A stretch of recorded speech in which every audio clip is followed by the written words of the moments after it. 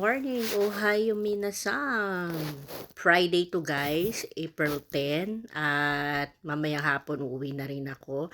At second day to ng pagsama ko kay Kolotsky para makapag-walking na din ako. At makikita nyo naman no, nakapayong si Kolotsky kasi nga hindi maganda ang panahon, no?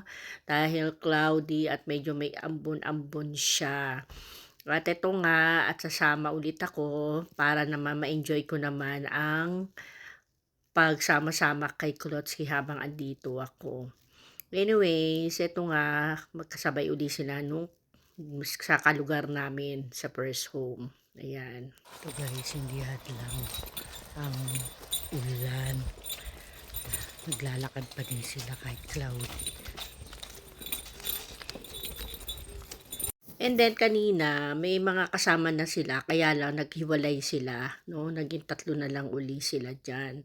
Parang merong sa bandang kabila magkakasabay, nag-aantayan siguro.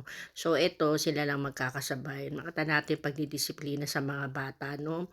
Na talagang nasa ano lang sila, hindi sila malikot, hindi rin sila, basta lakad lang sila papunta dun sa dadaanan nila. And then dito sa area na to guys, no, dito ko nakikita yung mga galing dito sa kabila na marami ding sa kalugar dyan na mga bata na mga estudyante. So ayan yung mga nakakasabay, no? Makikita nyo talaga na pila-pila talaga sila. Alam nyo guys, no, sa 5 years ko dito, magpo 5 years na ako this month, no? Ngayon lang talaga ako nakakita ng ganito na nakakasabay ako. Kasi usual lang na nakikita ko lang may naglalakad. Pero yung ganito na, ganito pala yung kailangan naka-line up kayo, ganyan, 'di ba? Talagang makita yung disiplina. And ito na nga, nasa tunnel na kami guys. At maya-maya din, magpapaalam na rin ako kay Kolotsky na hindi ko na siya maaantay makapasok pa ng campus. Basta makatawid lang siya guys, no? Dito sa tunnel na to guys, no? Medyo dito lang ako natatakot kasi kung mag-isa ka lang, 'di ba? Pero dapat talaga may magkakasabay. Kaya sinusundo na rin si Kolotsky tuwing hapon. So ayan guys, ay malapit na sa school at 7:54, no? 7:54 nakarating din ng school si Kolotsky sila. So napaaga naman, no?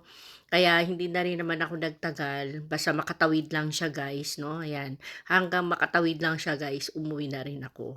No, napaalam na ako sa kanya, wag din niya kalimutan yung payong pag-uwi niya. So, ayan guys. So, yan lang share ni Mommy Housewife at na-enjoy ko naman yung 2 araw na nakasabay ako sa kanya at nag-walking na din ako.